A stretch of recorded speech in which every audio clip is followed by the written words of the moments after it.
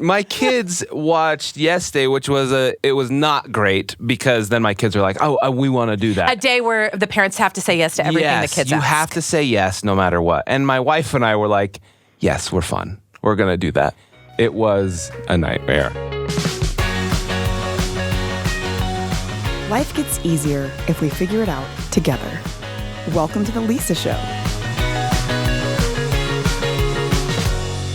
Have you guys seen the movie Mean Girls with Tina Fey and Amy Poehler? It's really funny, and there's this scene in it where Amy Poehler plays this like super cool, fit, awesome mom who's really involved in her daughter's social life and always wants to know what's going on. And her daughter is the queen bee, and she says something like, you guys, I'm not like a regular mom. I'm like a cool mom. Well, I always make fun of that scene to my kids, and I remind them, I'm not like a cool mom. I'm just a regular mom. And I love to see what other parents do, but I try not to get too distracted by it because I don't really think that I'm a fun parent, but I'd like to be more fun. And so I wonder really like what that takes. So when my kids were a little bit younger, my late husband was so good at this because he would say, oh, we're going to go, I got tickets for this. We're going to go here. We're going to go there. And I was always the parent was like, I don't know if we can go to that concert. I mean, it's a school night. You know, I was always the one thinking about the budget or the homework or how they were going to feel the next day and kind of had to be talked into sort of fun activities. So what does it take to be the fun parent? Well, I want to talk to my friend Jake. Now, Jake, I have had so much fun performing with you over the years. You are one of the funniest people I know. I don't want to say funniest because I don't want you to get a big head about it at all. I don't. I will never think about that again. Yes. And so I have this assumption that you're just the fun parent in your family. Are you the fun dad? Well, I mean, yes. Yeah, right? Yeah, yes, fun dad for sure. My wife is also very fun in her own way. But that's not a dig at my wife. That's the funny thing is that I do feel like I am the fun parent. And I think my kids would agree. Like if you ask them point blank, like, who's more fun? I think they would say dad is more fun. But I say no a lot more than my wife does. So when the kids are asking things, they are asking my wife because she says yes to a lot more. So So it's a little opposite of that. I think I'm the one that says no. That's interesting because a lot of times I think we equate the fun parent is the one that says yes all the time. For sure. But maybe that's not true. Well, I think that's where like the spontaneity comes in that I was talking about. I am pretty, not strict, but I'm just pretty much like, hey, these are the rules and we follow the rules. But then when I'm spontaneous, it's like out of nowhere and we're like, hey, let's do this. And so I think it kind of catches them off guard. But if they want to do something, they will go to their mom. Even just like this morning before I came here, Henry was over and was like whispering something to Emma. And I'm like, what's happening? What are you asking? He's like, oh, I was just asking if I could go walk on the treadmill downstairs. I was like, well, why are you not asking me? I'm the one that's down there. And he's like, no reason. And Emma's like, yeah, of course you can. And in my brain, I was like, well, I wouldn't have let him. We got to go. You got to get ready for the day. Okay. So it's a good balance, you know? Yeah, absolutely. You are a fun parent, but it is an interesting distinction. You're not like a permissive parent. You're not an anything goes parent. You really do have a lot of rules and structure. So do you ever set out and go, okay, so it's a Saturday or something, and I want to do something really fun with the kids? Yeah. I think I'm very spontaneous, so I don't necessarily plan. Okay. Yeah. I don't necessarily plan things, but I do like get a itch for something and then I'll be like, hey, let's do a scavenger hunt. Really? And then, just do something dumb around the house. I think it's super fun to make everything a game. So like cleaning up or like going outside and doing chores, I always try and make everything a game. A lot of that is mostly for the kids to not be little babies about everything. They are babies. You have 5 of the most adorable children. 5 of the most adorable babies in the world. I want to hear more about these kinds of games because I feel like sometimes there are people who are like, oh, I want to make it more fun, but they're just like, oh my gosh, just pick up the Legos. And in the moment of frustration, you don't always think, I'm going to make this fun. You know what I mean? And because it comes so naturally to you, give me some examples. I should have thought about that more. I think if you make anything a song, kids are like, ooh, a song. And so I will make up a song about everything. And also, I don't know, like the picking up the Legos thing. That's a good example of, Mary Poppins? You know that, Yes, I that do. hit, Mary Poppins? I try to be Mary Poppins and just make everything a dumb song. And I guess if you're like, well, I don't sing songs, you could sing a song and be dumb about it. But I think just like lining the kids up and making them feel like they're in a Mary Poppins movie by making them clean up while we're singing stupid songs, that's a fun thing. Oh, that's great. Yeah. You're a regular Barry Bobbins. Yeah. There you go. Yeah. You can use that for your Barry kids Poppins, if you'd like. I could have still been Barry Poppins. Is Mary's uncle. Yeah. Oh. Do you have a song that you want to sing? Oh, gosh, do I ever. Good. When you want to have some fun, there's just a thing that must be done. You line your kids up in a row, and then you tell them, oh, no, time to play with Barry Poppins. Put your things away, you will get punished if you don't, but just kidding, we shall play Barry Poppins every day, Poppons. And I think that's one thing is like we think it's Poppins, Yeah. but it's Barry Poppins. Ons. Yeah. Pop-ons. And the song goes on. Sure. How much time do we have? We're out of time. Dang. And now that your kids are starting to get a little bit older, though, are they on to you? Because sometimes my kids will look at me if I try to be like, let's make it a game. I'm going to set a timer and turn on this song. And when it's done, and they look at me like, don't talk to us like that. Don't humor us. That is Do you funny know what I that you mean? say that because we were out, and my kids aren't even, your kids are older. Yeah. I think your youngest is still like 2 years older than my oldest. Right. So I'm not expecting that, but we were out to lunch with some friends on Saturday, and the kids hadn't seen each other for a while, and they all line up and they're all best friends, but they haven't seen each other for a while because they started going to different schools. So they were a little bit awkward, and I was just like trying to break the tension, and we were at Waffle Love, and I walked up and pretended to be their waiter and was cute. giving them forks, and was like, ladies and gentlemen, I am the server for today. And both of my kids looked up at me and were like, stop, don't do that. My son Henry was like, Dad, stop. And that's the first time it's ever happened to me, and I'm I was really sorry. caught off guard. But do you think I stopped? No, it makes. No. I think you probably reacted similarly to the way that I react, which is, oh, you want me to do it bigger? You want me to do it more? Yeah. Okay. And that's what I did. I'm rewarded with good and bad attention. But in the end, they loved it, and we talked That's about it the afterwards. thing. I was like, did I embarrass you? And they were like, no. I'm like, okay, you seemed embarrassed. They're like, no, that was funny. So, I don't know. Sometimes I think they know that that's the role they're supposed to play. Like, Yeah, oh, that's true. Can you believe my dad? Eye roll, whatever. But they just love They it that giggle you about are. it. Yeah. I guess that's just one example of like the kids being on to me. That was the first time it's happened to me. I know that they're starting to get older and starting to be like, is this normal for dad to act like this? It's not. And it's No, not just kidding. super, it isn't always normal, but I do think like Right. having that fun personality, it really connects to me to my kids. It like, does. It's a really special relationship we have because they know that like, oh, it can be silly with dad. And that's why I just try to make sure that they know. It's like, let's be silly. It's okay to be silly. And so that they don't get embarrassed or uncomfortable if something happens because it's okay. It's okay to I be like silly. that because it's a more of like a life philosophy too for your kids. You're not Totally. saying that, there are no rules. You're actually enforcing the rules while being silly. You're actually showing them how to do it.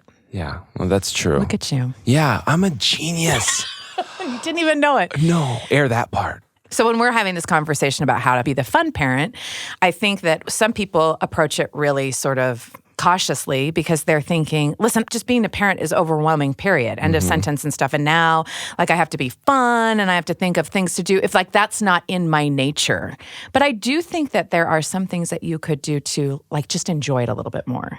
Yeah, well, I you think think? like, not being so stressed out about like, well, what do I do that makes it fun? How do I be fun? Right. What is it? Like, yeah, I honestly think just being spontaneous and just thinking of something and doing it. Also, I have no good example. I shouldn't even bring this up. But like I watch movies and see things in movies and like Yes Day. My kids watched Yes Day, which was not great because then my kids are like, oh, we want to do that. A day where the parents have to say yes to everything Yes, the kids you ask. have to say yes no matter what. And my wife and I were like, yes, we're fun. We're going to do that. I Let's try remember it. your wife telling me, Oh. you know what we're doing tomorrow? We're doing a yes day. And I am just a little bit further down the parenting road. And I was like, oh, that's a horrible idea. Don't do that. And she's like, no, it's going to be fun. And I was like, you will be exhausted. Anyway. It was a nightmare. It really was. Oh gosh. Yeah, because we really, and the kids were also like, you had to say yes. And we were like, well, okay, we got to put some boundaries. And like, no, we already made the rules. You have to say yes.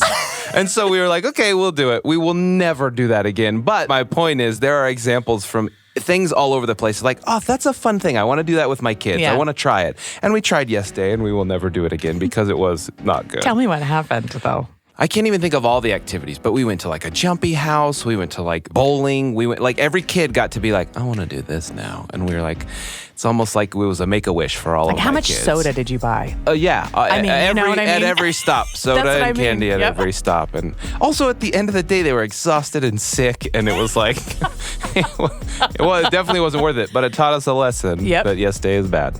But I guess my point is just like seeing examples from movies and TV and also other friends that you have, and also just being spontaneous, just being like, I want to try it. Let's just try it. And sometimes it's a little bit frustrating too when you think something's fun and you propose it to your kids, where I'm like, you guys, let's go do this fun thing, you know, whatever it is, something that's out of the ordinary from like a regular Tuesday. And they're like, maybe.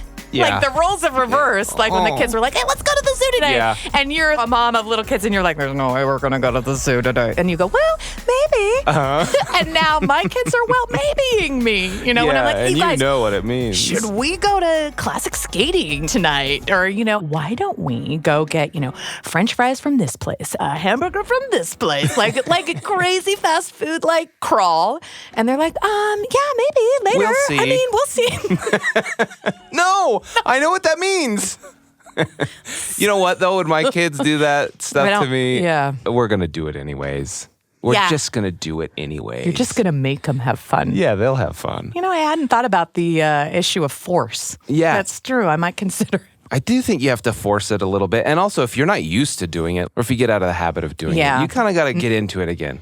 I think something that's been really fun for us, though, is like finding out what each of the kids enjoy and then doing something like this week. Okay, let's do something that Sawyer enjoys and just like play the way that Sawyer wants to play. I think that's helped. And then like go through the kids.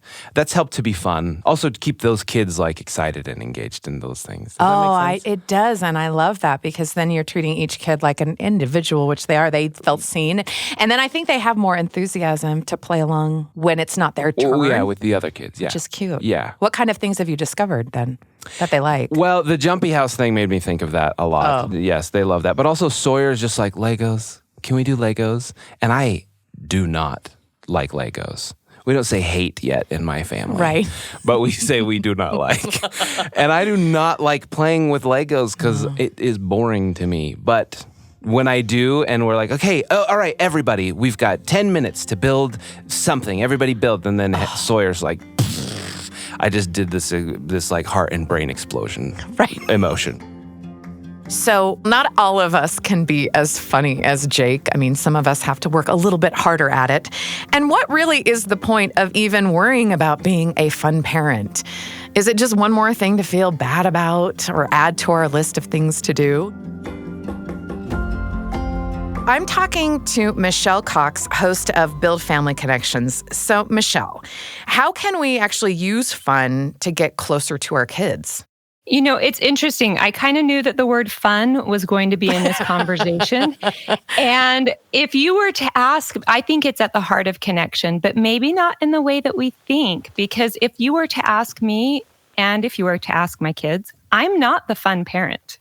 Like, really? Okay, this is so interesting to me because that's what I say about my kids too. But I wonder if people looking outside in would say, oh, you are the fun parent, you know, because you're so good at this. Don't your friends say that? Yes, I would agree. And I think if I was to watch you, I would put that same, like, how can you not be the fun parent, Lisa? I mean, come on, right? That, right.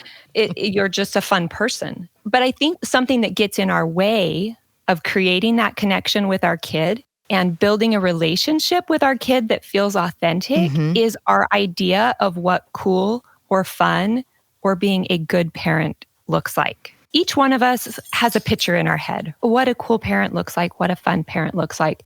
But what if that doesn't feel right for me? What if it is outside of my strengths? What if I think a cool parent is the party thrower and late nights and I'm like, no, I got to go to bed and really I don't want a lot of people in my house. So we create this space that we can't ever really step into fully. And then we leave our own strengths and our own goodness on the table untapped. And so I think as we begin to really get curious about what our definition of a fun parent is, we can free ourselves up from it and play to our strengths and our goodness. Because I may not be having a dance party with you in the kitchen, but when you walk through my front door, boy, you're going to know I love you. Yeah, You're going to I love know that I'm going to listen to you. And you're also going to know I'm pretty dang flexible. And that flexibility does a lot for relationships with teenagers. Okay. You know, I was just having a conversation with my friend who's going through some really difficult situations with her teenagers right now. And she was sort of lamenting, no one's talking about this, of like, you know, you have these kids and you have fun activities when they're kids and they go along, and things change when they become teenagers and young adults, and it gets harder. Where you once had a connection, suddenly you don't. Where once you felt like you were fun and it was easier to, hey, let's go to the library, let's go to the zoo. It's harder to find those kinds of ways to connect. So as your kids have changed, how have you adapted to maintain that connection? Well, first of all, I remember that feeling. And I remember feeling like, oh no, my kid's now 11, 12, becoming a teenager, and I've lost them. And I've had several people this week say a similar thing, like, oh, I'm hitting that stage where I'm going to lose my kid. Yeah. I'm like, yeah, no, they're actually not going anywhere, and they need you now more than ever. And what I think we lose, so I'm going to answer your question in two ways. I think we lose, and we realize we're losing the ability to control their world. Yes. And we're so worried about them adopting our worldview that what we forget to do is enter their world. And that's where we start to build relationships and we reshape what that connection looks like. I mean, and let's just give it to the kids for a minute. Most of their ideas are really terrible.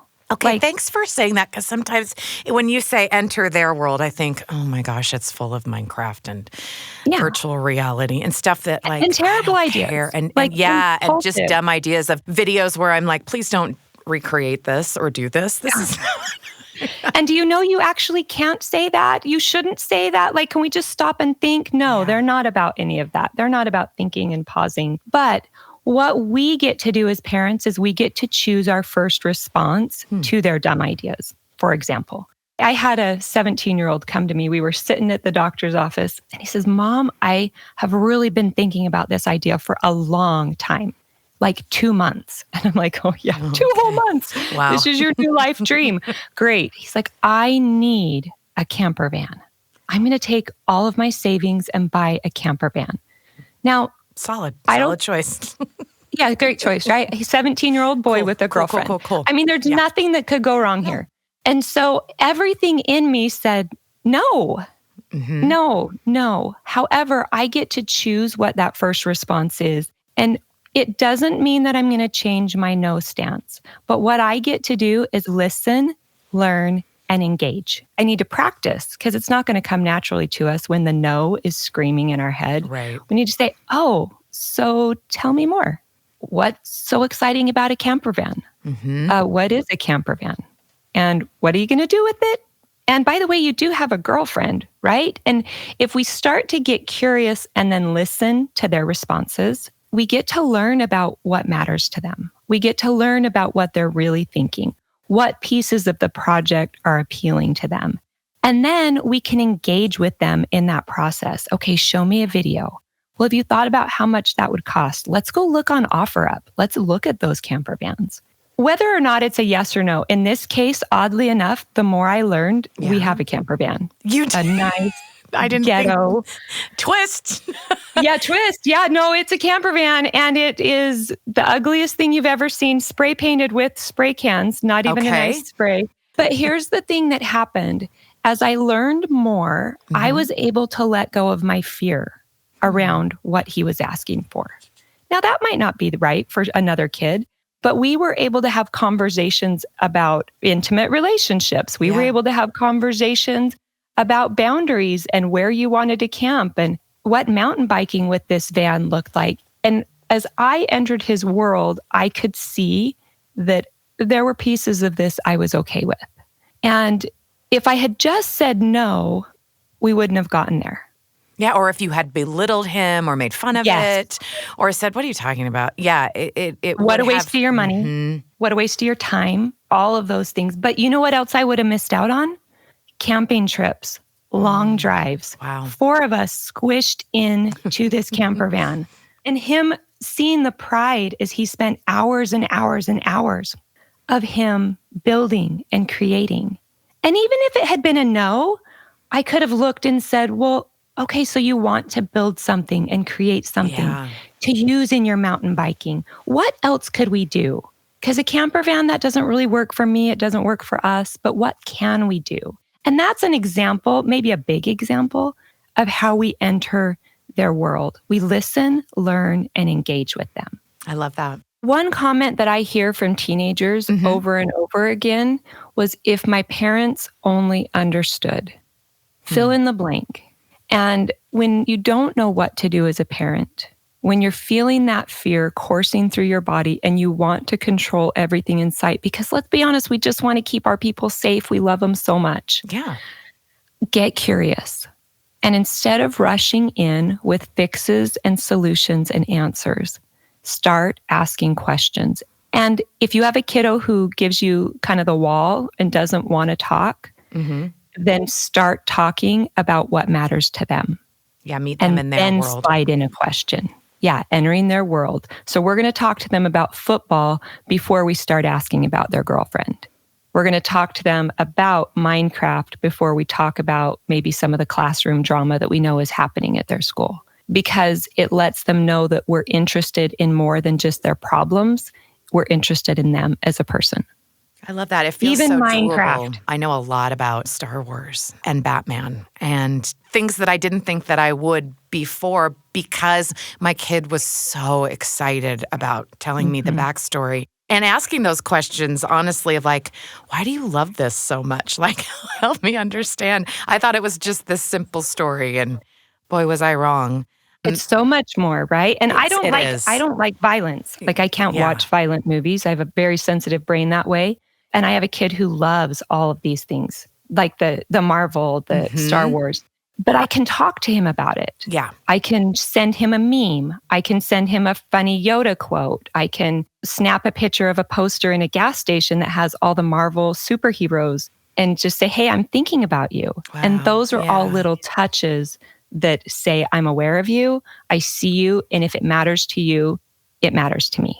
I think that the point that you made earlier about like the fear that we have as parents is so valid.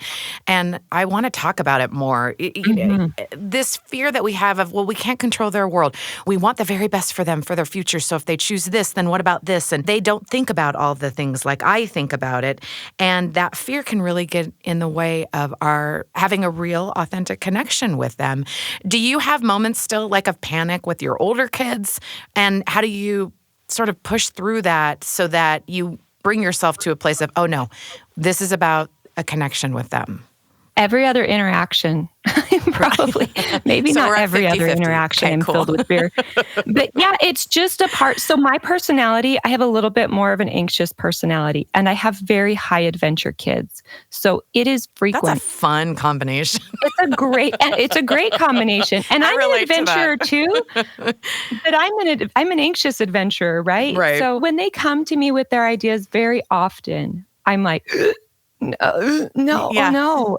And then just real life, what people don't tell us is, oh, by the way, you're going to have a teenager and it's going to kick your butt and punch you in the stomach and turn you upside down. And you are going to see the most amazing, incredible human develop in front of you and inside you. And so that's kind of where I get to go to is, what is my job? Is my job to fix, control, and tell them how to live their life? And I know that sounds a little bit simplified, but truly my job as they get older is to be a witness. As I am a witness, what I get to learn how to do is, instead of trying to control things, I get to tap into my greatest superpower, which is influence. Because our kids care deeply about what we think. They want us in their world, and they know what we believe. They know our political views. They know our religious views. They know where we stand on different social issues. And they're willing to give us that space if we don't require that they see the world exactly like we do. And so when I can check my fear and say, okay, what's my job here? My job is to trust that right now, this kid is safe. Right now, I am safe. And we're having a conversation, or we're sitting by each other. And so instead of diving into my fear, I can say, okay, can I just trust this kid for 5 minutes longer? Or with my own kids, I'll say, okay, my fear is running wild right now. And I'll just claim it. I'll say, so my brain is saying everything terrible that could happen. I have like a list 20 miles long. Do you need to hear any of that? And they go, no, we know. We know. Okay, so can you just tell me how you're going to stay safe here? And then I hand it back to them. And that's opening the door to influence, because I invite them to think, and then they get to tell me what their world looks like.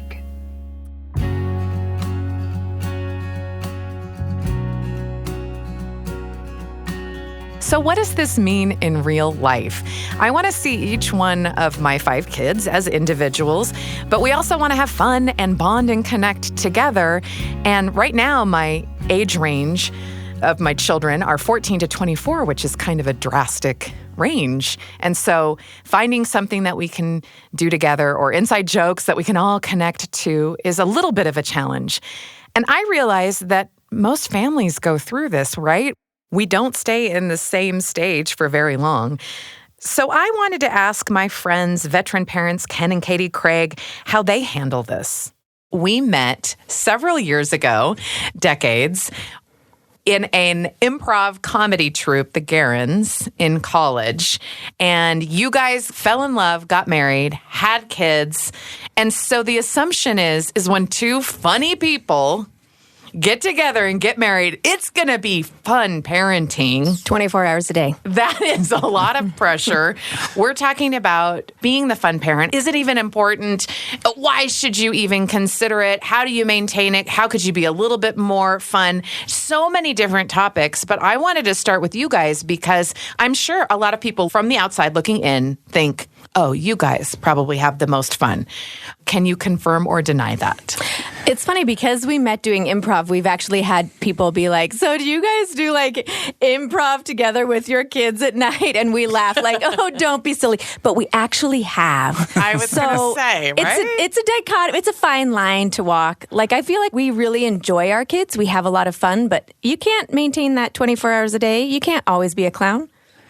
I'm still trying to get over the fact that Lisa just said we're funny. Did you hear that? I Katie? did. That's what I'm taking. I'm going to write that in my journal tonight. I'm going to start a journal, and that's what I'm going to write. I also think, Lisa, you're a parent, and you are a master improver.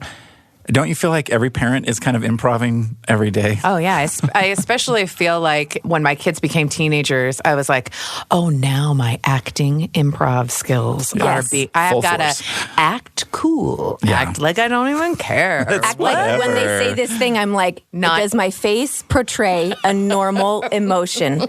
Good. Killing it. And then I can freak out or decide what I'm going to say later. So catch us up over the last, 25 years as you have raised kids. Talk about what your family is really like, what it looks like, especially you two as parents. So I think if you want to look at being a fun family or being the fun parent, I think there are actually principles that you can look at rather than a list of here's how to be a fun parent, right? Like, I think like much of life is kind of principle based. So if you want to have a fun home, I think that includes a spirit of inclusion, right? Like where every child or every family member feels like I'm valued here, or this party is happening because I'm involved in it. And so to have that kind of atmosphere where it's like, hey, we want everybody here. We want everybody to be a part of this. I think that is inherent in having a fun atmosphere at home. Yeah, and I feel like that's a really important principle that we ascribe to. I heard a saying that I really like, that fun is not an activity, it's an attitude.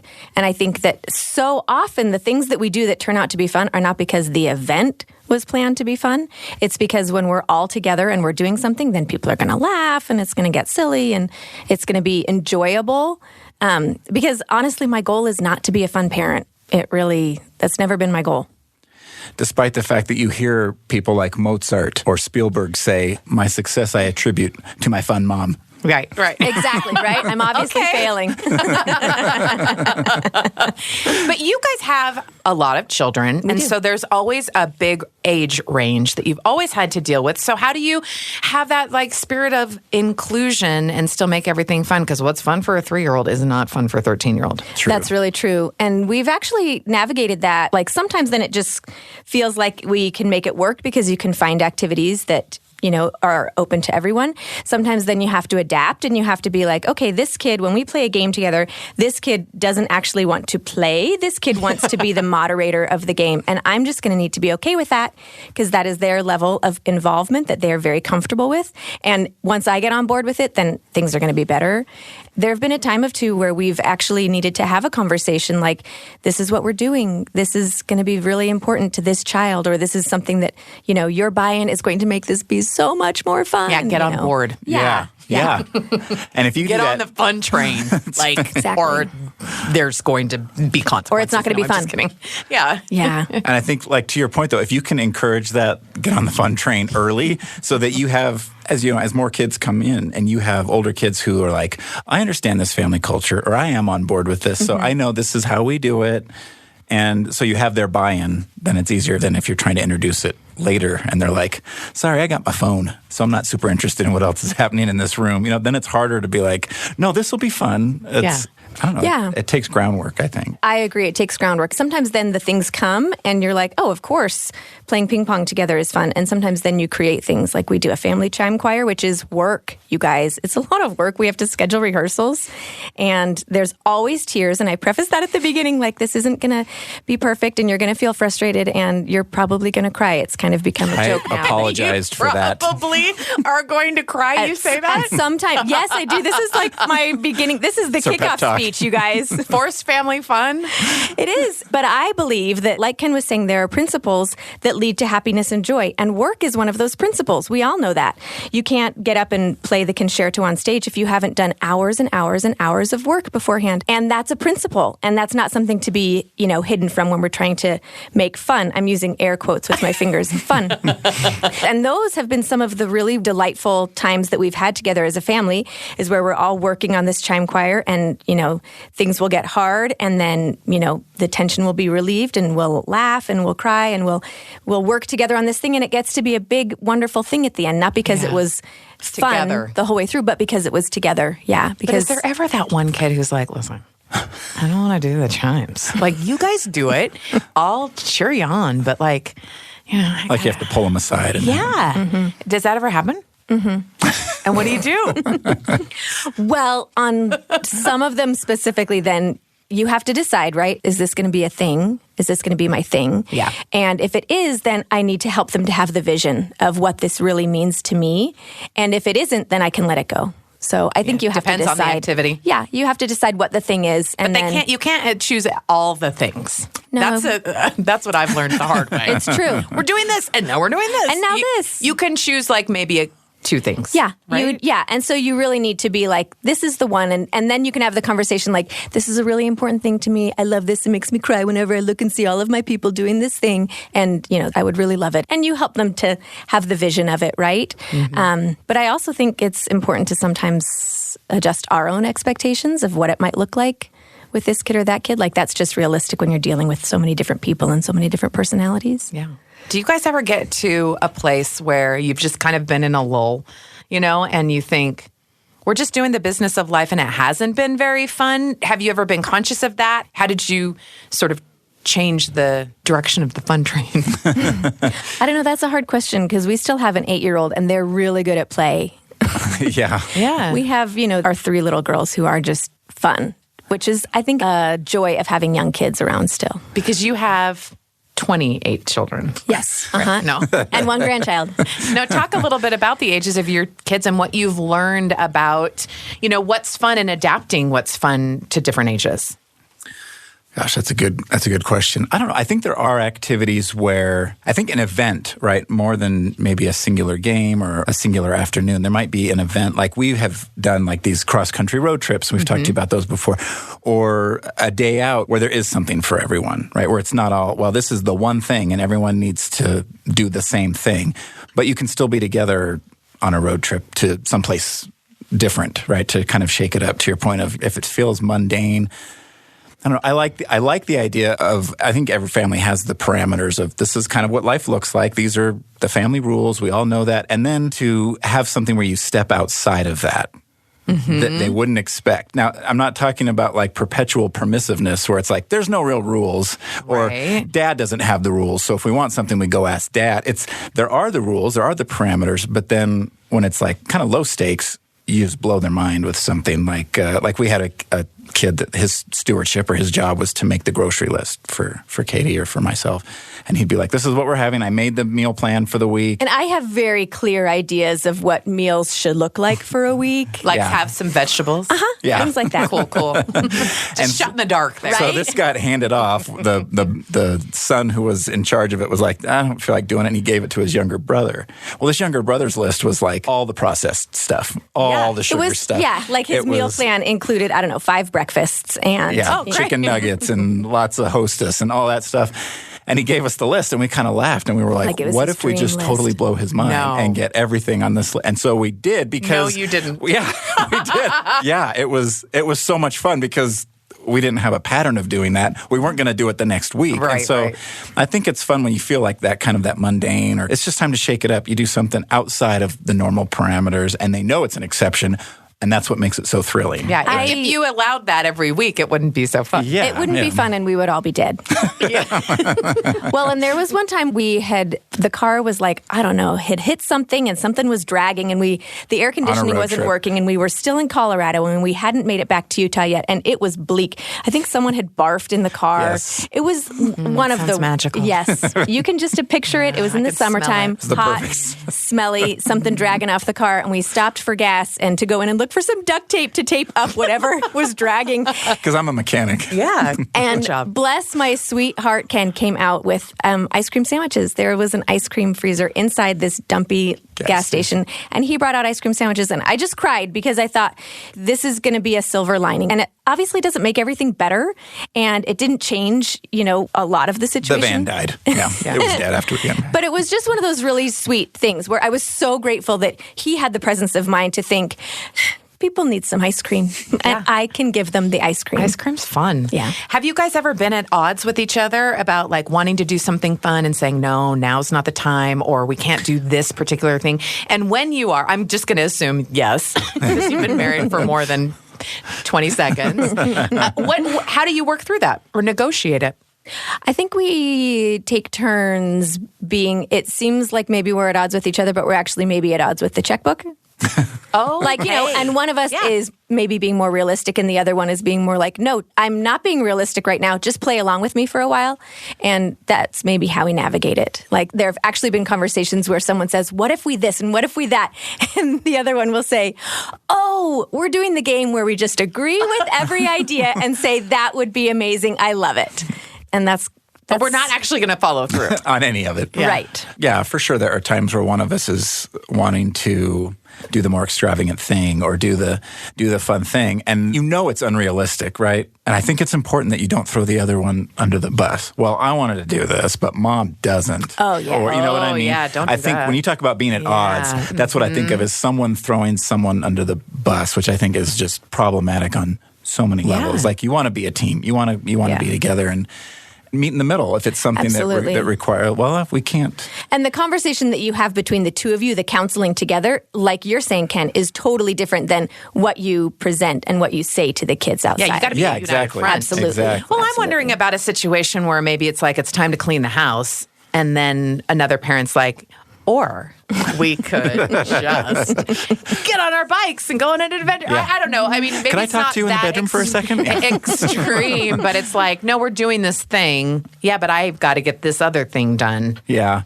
I know we've had those moments. I think it's usually like, okay, this thing still needs to be done, though. So I understand the timing is such that maybe we go do the fun thing first, but can we all agree that when we come back home, we need to do the other thing and then... And win-win. Yeah. Right. Yeah. And for sure it's about communication, because if your communication is open and healthy, then you can handle something like that. And if there's like underlying stuff, then you're like, I can't believe that they If it's the competition to be the fun parent, then nobody really wins in the long run. Having in mind, this idea of, time is slipping away. and you just became new grandparents for the first time, and you still have like younger kids at home, do you find yourself trying to create more fun because you know it doesn't last? I do feel like we're conscious of it. And I actually remember a shift when we had kids leave the house and we were in a bit of a funk. I mean, it was... Changes the whole dynamic of your family, right? When someone is 100%, gone. I hate And, it. you know, we still have traditions and things, but there was maybe one of us who was like, I just don't even feel like doing this thing. And I was like, you know... Yeah, go ahead. Now you're outing me. And then you were like, go ahead. And then the other one of us said, Ken. But we realized we still have all these kids here and we need to make all of these memories. We can't put things on hold. Yeah. And that's not being disloyal to the kid who's going to miss it. And even though you do have those moments where you've done something together with the kids who are at home and you've actually made a new inside joke because something happened and whatever. Yeah. And then that kid comes back and they're like, wait, what? But again, it's not actually a bad thing. It's adding more because you tell them the story, you include them in the thing, and there's still more. So like there is a realization. I remember the growing pains of we still need to make memories here with these kids that we have here. And we've been pretty conscious about that. Yeah, even recently when we were like, we were going to go down to the Grand Canyon and up through Monument Valley. And it was like, oh, only half the kids can Yeah, we kind of put it out there like, hey, we're planning this trip. Who's coming? Yeah. Crickets. Yeah. And so we're like, but we're still doing it because we have these kids who are coming and it's going to be a great trip. It was. And it was these great memories. And it's still, I don't know, part of your heart is like, well, we're not all here. But another part was like, these younger ones don't care. Like they want to have fun and they want to still go have the event. Yeah, they want to create those memories. So I think yourself sometimes. Yeah, it's us. It's us realizing and us growing up and us having perspective.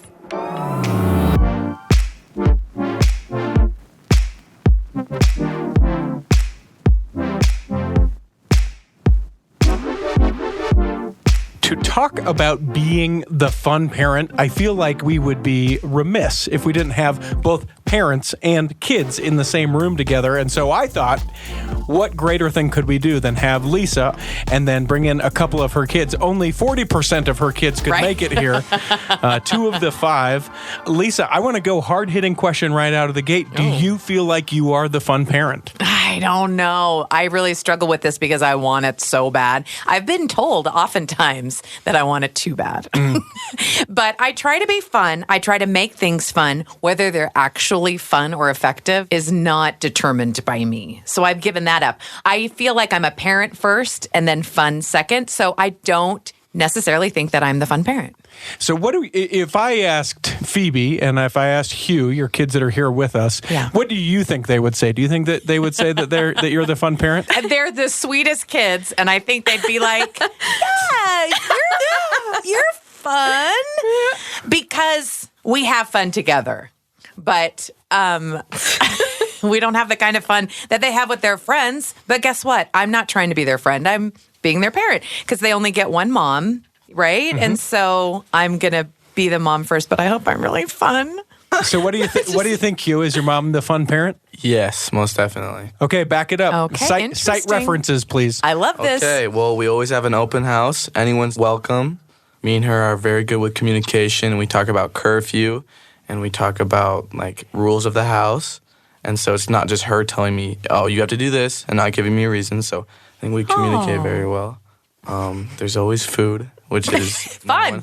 So tell me about a time then when your mom was really trying to be the fun parent and bond, and it just wasn't happening. Okay, so this was about I want to say November of 2020, and I was really into VR, virtual reality, and my mom noticed that I really liked it, and she really wanted to bond with me. And so I was like, let's play a game together. I'm like, on the VR? She's like, yeah, why not? Yeah. I'm like, okay, She hates video games. She hates video games so much. And I really appreciate her, but she tried so hard, and I will love her for that forever. Anyway, she puts on the headset, and we're playing a game called Arizona Sunshine, and it's like, you kill Did you play that one with her? you kill a bunch of zombies. It's a zombie game.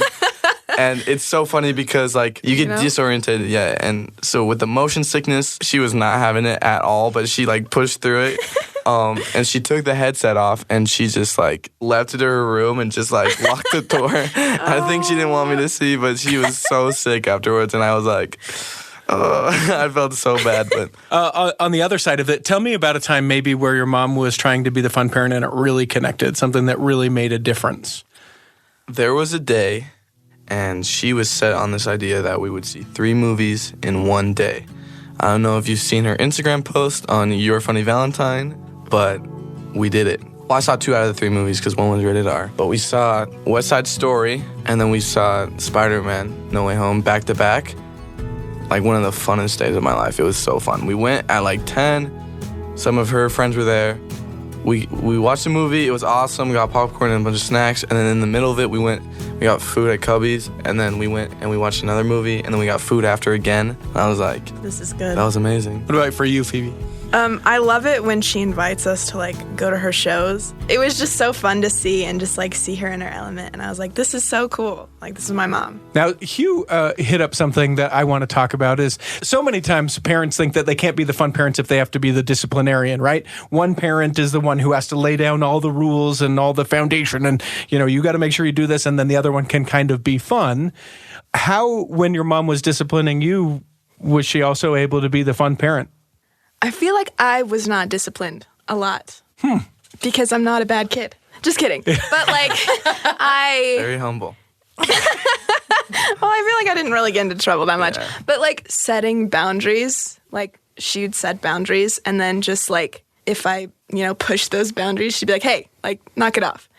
But was still like never mean. And so therefore was still a fun parent. I think I always like just felt bad about doing things I wasn't supposed to. It wasn't I did things because I felt bad for her. It's just because I like respected like how much she had to do, and if that makes sense.